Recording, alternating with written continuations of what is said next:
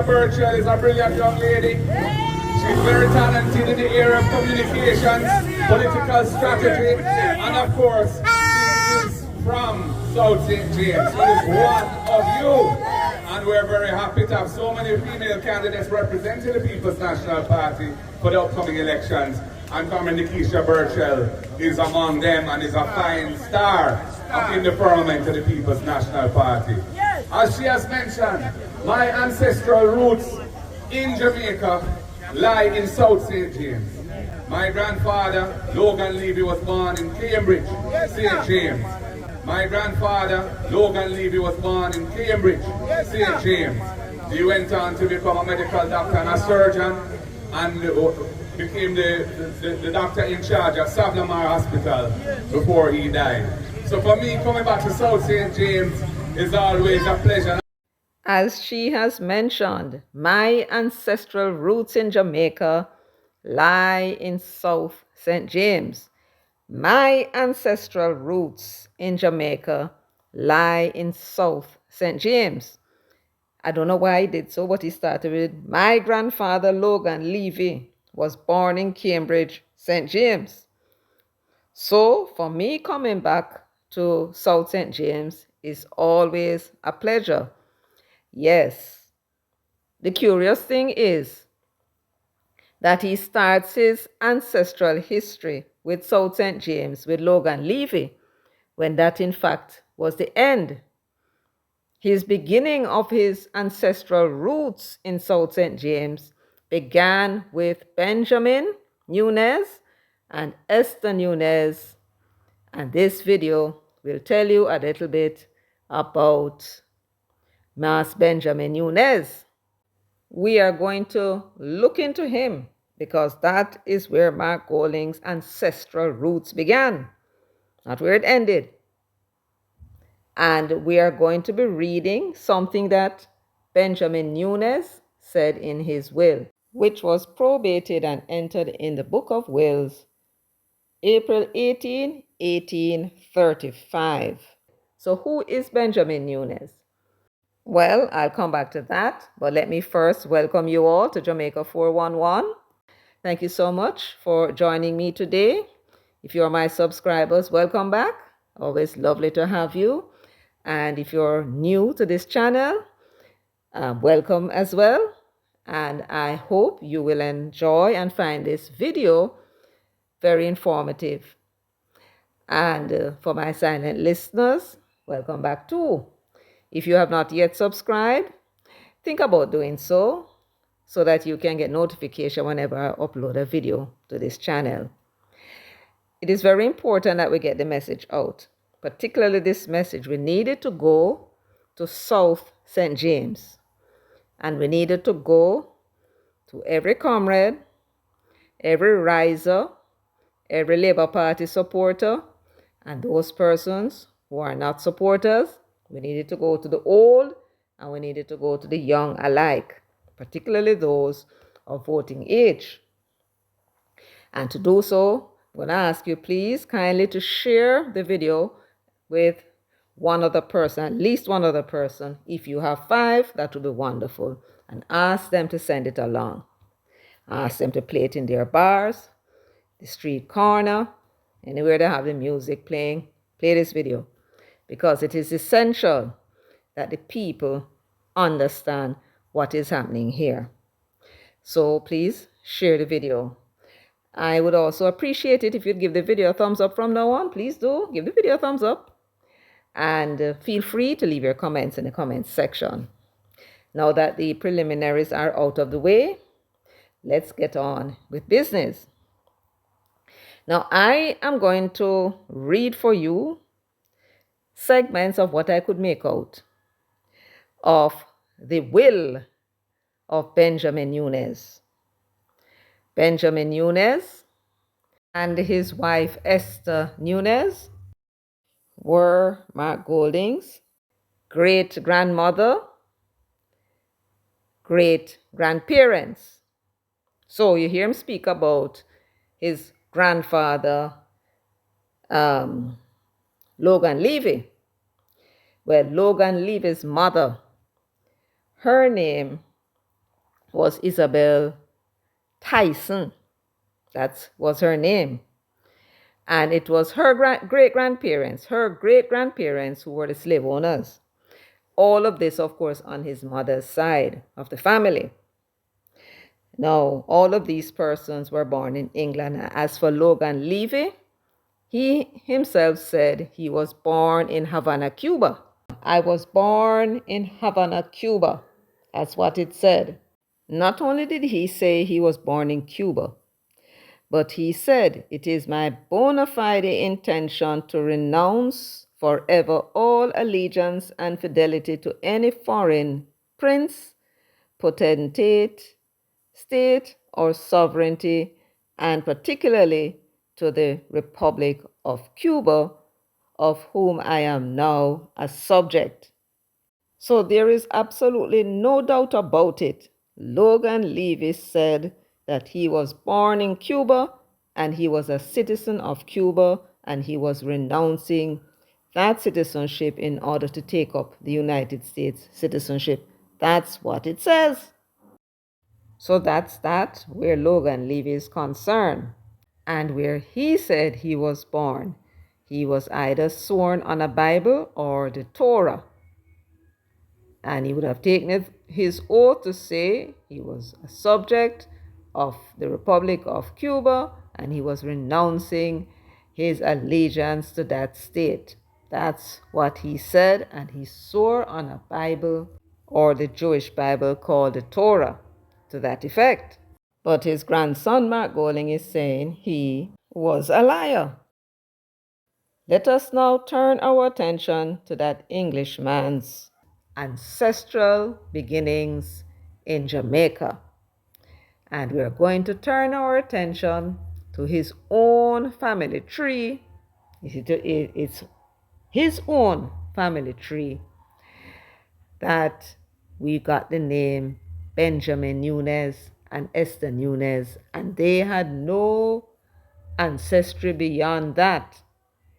And so I got curious to know why it is that they don't know the parents of Benjamin and Esther Nunes. And that was how I came upon the evidence that they were slave owners, born in England, I imagine, but they lived out their lives here and are buried on Union Street at the Jewish cemetery because they were Jewish, all of them, just as Mark Golding himself is Jewish. And this is where, of course, we're going to pick up on this very interesting piece of information I'm about to bring to you. Benjamin Nunes began his will by saying, "Jamaica, in the name of God, Amen." Benjamin Nunes of the parish of St. James in the county of Cornwall and Ireland, aforesaid, Esquire, being weak in body, but of sound and disposing mind, memory, and understanding, do make, publish, and declare this my last and only will and testament in manner and form following. Whereas 2 instruments of £1,000 currency each are now due and owing by me to Dr. William Gordon of the parish of St. James aforesaid, on my purchase from him of his dwelling house and premises at Montego Bay, called Gordon Hall, and are secured by me 2 bonds or obligations to him, and whereas I am entitled to the compensation allowed by the British government for a great number of apprentices now in my possession and late my slaves, and my will and desire is, and I do hereby direct my executrix and executor hereinafter named to apply my said compensation in so far as the same will extend to pay off and discharge my said 2 bonds and obligations, and if insufficient, the residue to be paid by them on something or the other of the monies or securities which shall be in my chest and shall otherwise come into their hands after my decease. So, the apprentice that he was talking about, the apprentices, the great number of apprentices, those were, he said, his former slaves, right? So the deal was the slaves were to be freed, but there was a period of what they call apprenticeship, which is just another transition for the slave owners. I don't know if it was much of a transition for the slaves, but that period of apprenticeship. And he referred to his apprentices, his former slaves, and he didn't give an exact figure. He said, though, that a great number of apprentices. So he was expecting compensation that was allowed by the British government for a great number of apprentices. Whole heap of them now in my possession, right? And late my slaves. So what is happening here? He was very ill, gravely ill. He knew he was going to die, and so he decided to make this will to secure his family. At the time, during his short life, he had acquired a home from a Dr. Gordon, William Gordon. He didn't buy the house cash. He bought it with bonds and some other instruments. And so now that he's dying, he needs to ensure that they don't lose this house. So he wrote this will and put in the will that the compensation that he is to be getting from the British for the slaves that he had should be applied to the payment, to paying off what he owes on this house that he bought from Dr. Gordon. And that is what the will was about. After he pays his debt, then he said what's to be done with the rest of the money and the property that they will now own. He then went on to say that if the sum was not sufficient, then they are to take money out of his chest and pay it off. And then they were to provide for his funeral expenses, as well as he then said now what's to be done with his estate and everything that he owns. Now, that was supposed to go to his wife, Esther, first of all, and on her death, they would pass to his children. Now, his children were Robert the first, then Sarah, Maria, Benjamin, Raphael, Matilda, Emily, and Charles. It is from Matilda that Mark descended from. Now, according to the terms of the will, and my will and desire is that in case of the death of any of my said children, leaving lawful issue, so nobody that is born out of wedlock can participate in this distribution, leaving lawful issue, then that the share of such of my said children so dying shall go to the issue of such child, their heirs, executors, and assigned, if more than one, to be equally divided as share and share alike, as tenants in common, and not as joint tenants. What does that mean? He has left all his estates to his wife in the first instance, and upon her death, all of his estate must pass to those 8 children, and they must be divided equally among the 8 children, share and share alike. They should own the estate or the property as tenants in common, meaning that each one of them have their own little piece of the property. In this case, it would be 12.5%. So each child would inherit 12.5% of his estate. Now, if that child should die and leave a lawful heir, marry and have a child, then according to the will, the estate, that 12.5% that belonged to the parent, would pass to that child. If, on the other hand, there are more than one, then just like the original, their portion would be divided equally among them as tenants in common, right? Not as joint tenancy. Now, what's the difference? In a joint tenancy, it is the person who owns the property is the last person standing. In other words, each time the child dies from the group of the 8, their portion will then pass to those persons who are alive, and it will continue like that until one person is left alive. The last person who is alive, they would then own all of the property that they can now pass down to their own children. So what he did, he decided not to do it that way, but have it instead as tenants in common, meaning that the 8 children are going to own 12.5%. When you divide 100% by 8, you get 12.5%.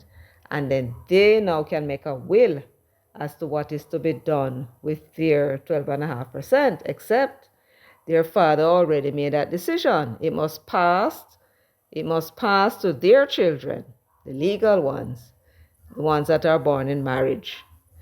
And from there to their children all the way down the line. You following? Yes, so that's how he set it up. Now he went on to say, if any of the children died before they could leave a child, they were underage or they just died and never had any children, their portion now will pass to the other children to be divided equally among them. You follow? Yes. Very interesting will. His wife, of course, was one of the executors. And that was that insofar as that will is concerned. So, remember we told you that some of Mark's wealth came from old money, came from slavery, based upon the way in which his forefather, Benjamin Nunes, drafted his will. Then his mother, in any event, would have inherited some portion of Benjamin Nunes' estate. How many generations removed? You begin with Benjamin, then Matilda, her son, Henry Isaac Tyson, his daughter, Isabel Tyson, her son, Logan Levy, and then his daughter, Alice Golding, and of course her son, Mark Golding. We are now talking about 6 generations removed. So that would come down to his mom and then pass to him. Now, his grandfather never said anything about the estate growing. I imagine if the estate that they owned or whatever it is that he owned were well invested and, there were profits or the investment grew, then naturally the children would benefit from that.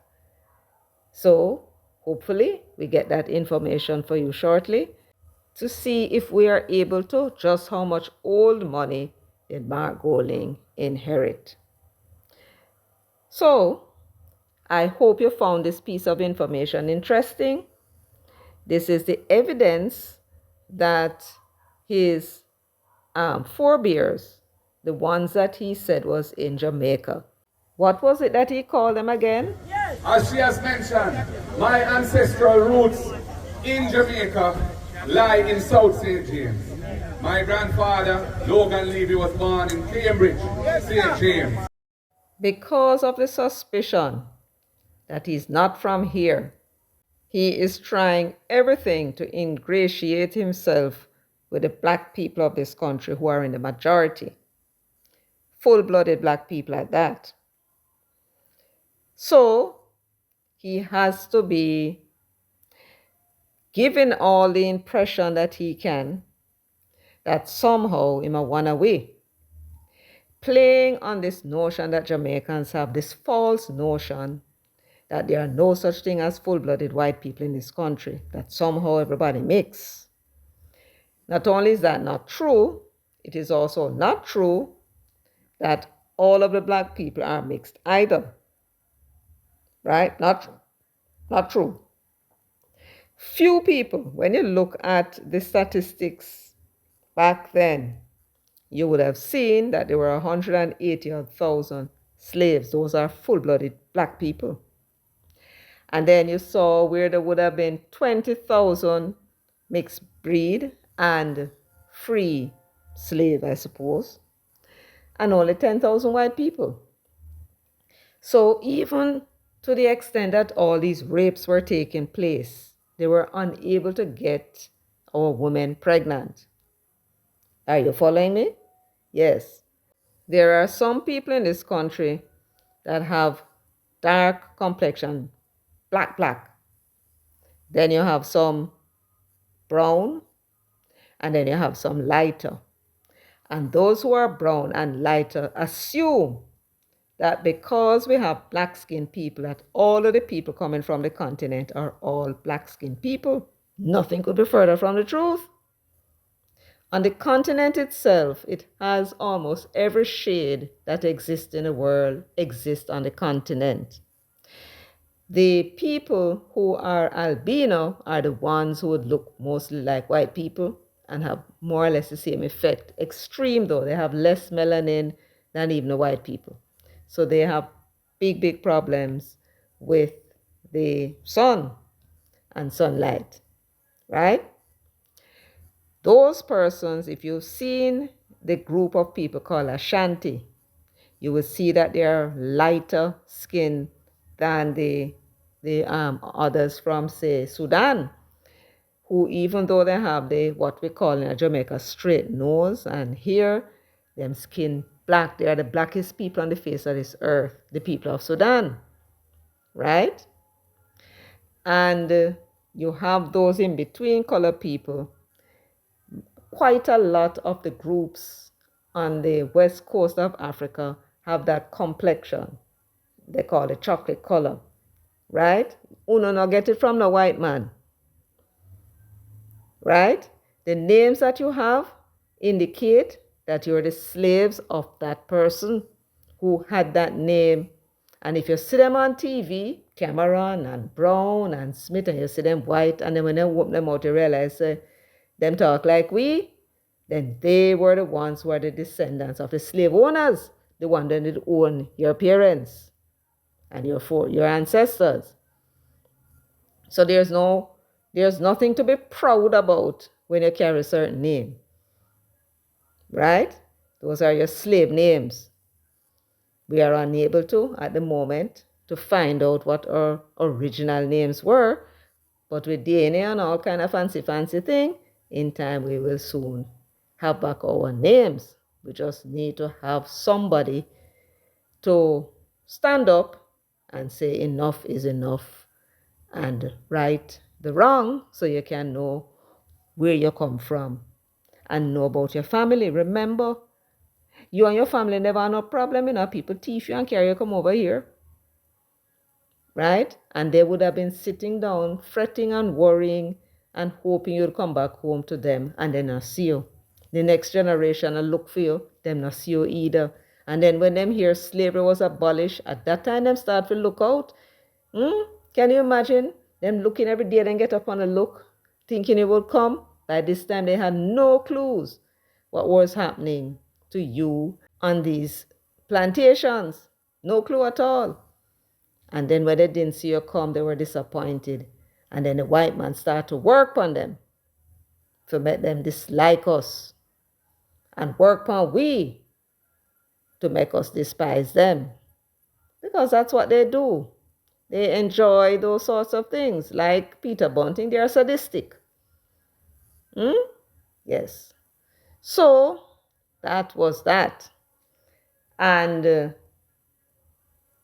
Mark Golding, of course, naturally, would not want the people of Jamaica to know that he, far from being one of us, was in fact one of our slaveholders, one of our oppressors, took the children from the parents and sold them off into slavery, the divider and destroyer of our people. That's who he is. But him don't want you to know. Because if you knew that he was the one, you start to feel the lashes in your back, just as if you did when it was happening. And you will not vote for a scoundrel like him. But he wants to vote because he wants to go back and carry on as he did before when he was running his plantation. Kidnap, steal, rob, kill, and rape our people. And when they could not do that anymore to us, they pitch us out on the streets to starve if we don't want to come back or work for them.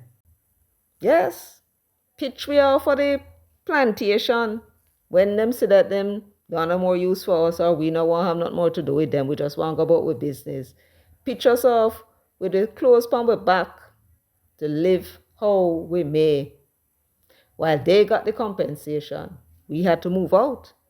And when we pick a piece of land and live on it, them came up with a name for us, calling us squatters. We are squatters. Them are thief, exploiters, wicked murderers, rapists. But they want you to believe that because you live on a piece of land, which is, by the way, what were you robbed of on the continent apart from your family?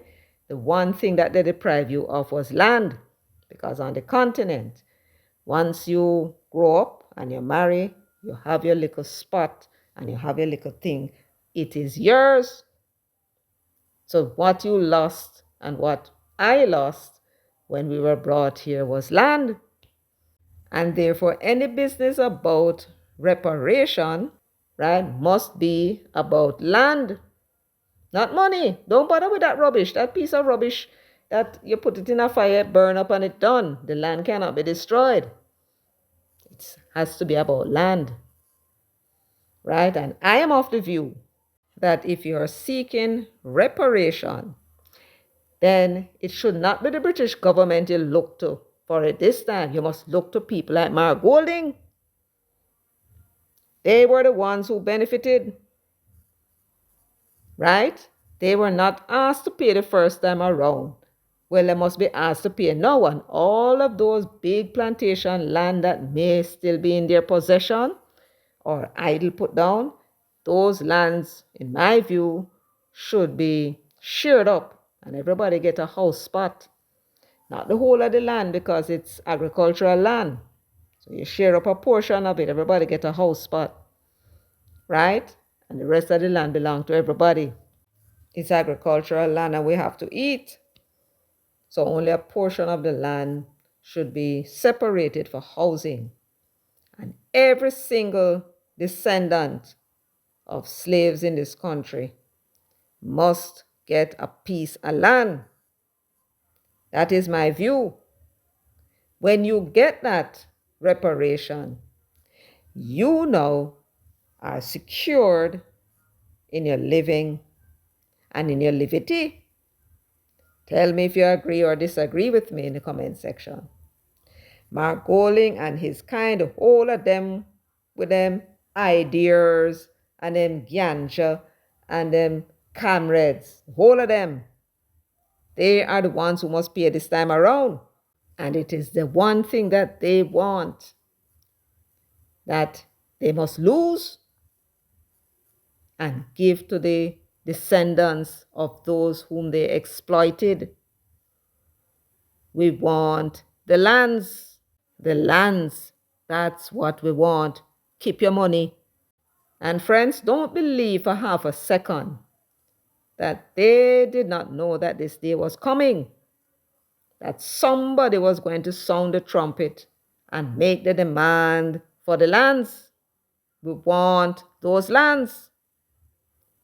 Why you think the whole of them make sure that them don't have a Jamaican passport?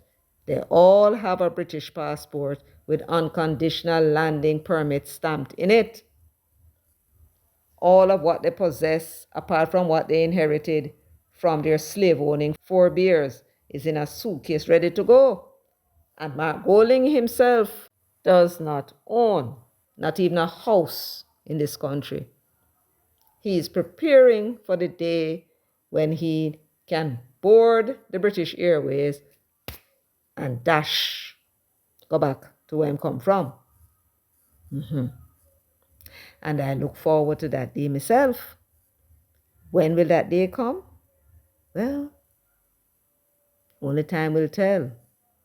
Or should I say, time come. Folks, thank you so much for listening to me, for sharing, liking, and subscribing, and leaving your comments in the comments section. Until next time, take very good care of yourselves and walk good. And I should be dealing with that Alfred Dawes situation if other excitements don't come up in between. So look forward to that. So long, till such time.